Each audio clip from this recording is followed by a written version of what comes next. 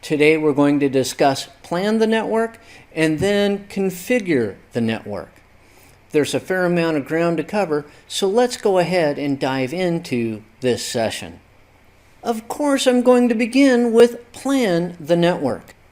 So you need a simple small office, home office network? Great, just plug two PCs into a single hub and you have a very basic network.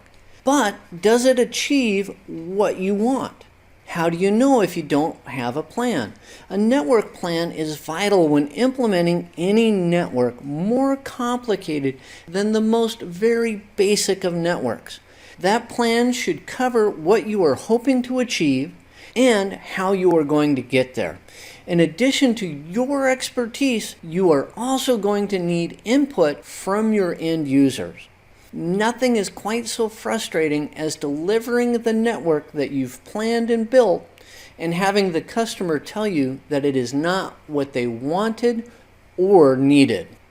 Let's talk about that network plan in a little bit more detail. The first thing that you should do is create a list of requirements. Now, in order to make that list, you need to define why the network is needed. That will help you to define what network features are required. Then you need to define the scope or size of the network. Once you have those, they will help to establish a budget to implement that network. Once you know why the network is needed and what features are required, then you can work on network design. In network design, you need to determine what equipment is needed to implement that network. Part of the design is also how the network will be organized and how shared resources will be placed on the network. When you're planning the network, something that you should also consider are compatibility issues.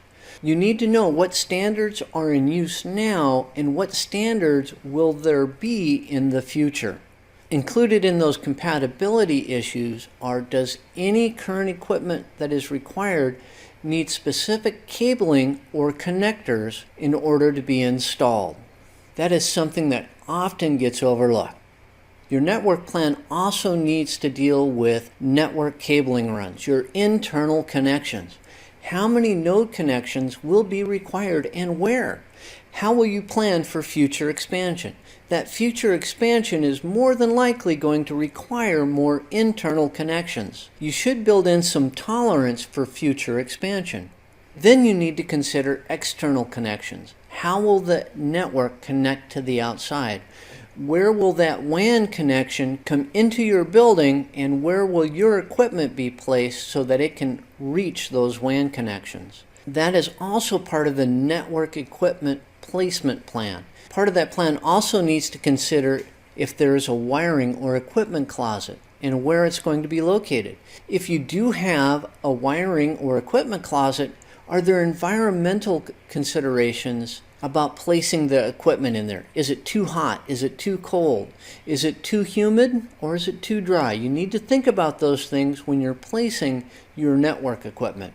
Your plan should also cover how network security will be implemented. Are there specific types of firewall and placement considerations for those firewalls? Will virtual local area networks be required, and if so, how many? Also, how will your switch port security be implemented? All of these go into a successful network plan. Now let's talk about configuring the network. Here are some network configuration considerations for you. First up, how will your clients receive their Internet Protocol addresses, their IP addresses? Using static IP address configuration creates a higher level of security, but it's harder to manage.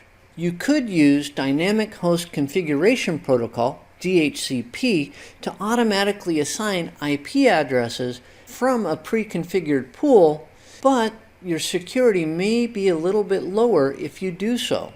If you do use DHCP, you might want to consider using MAC filtering.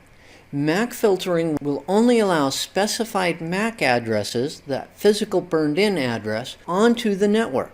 It is an effective security measure, but kind of like static IP addressing, it can be difficult to control and manage, especially as the network grows.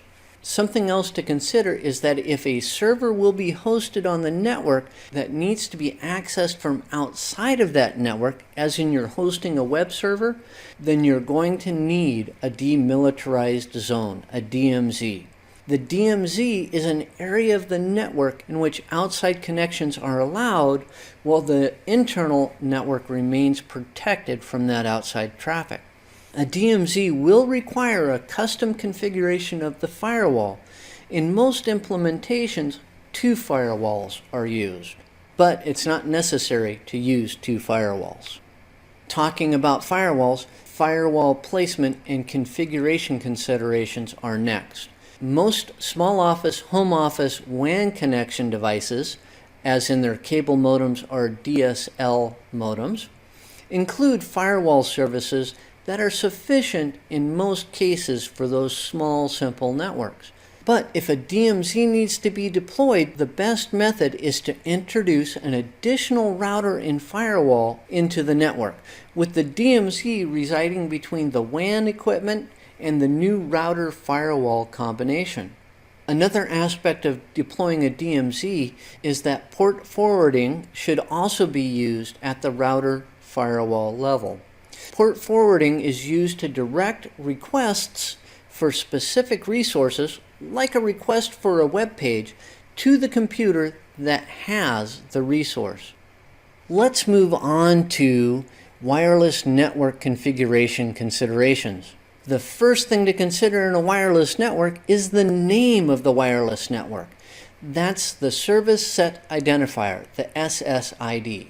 Now, the SSID can be set to broadcast in the clear. Alternatively, the SSID can be set for the broadcast to be hidden. Some people consider hiding the SSID broadcast as a security measure, but it really doesn't work that way. It doesn't stop the broadcast, it only hides the broadcast.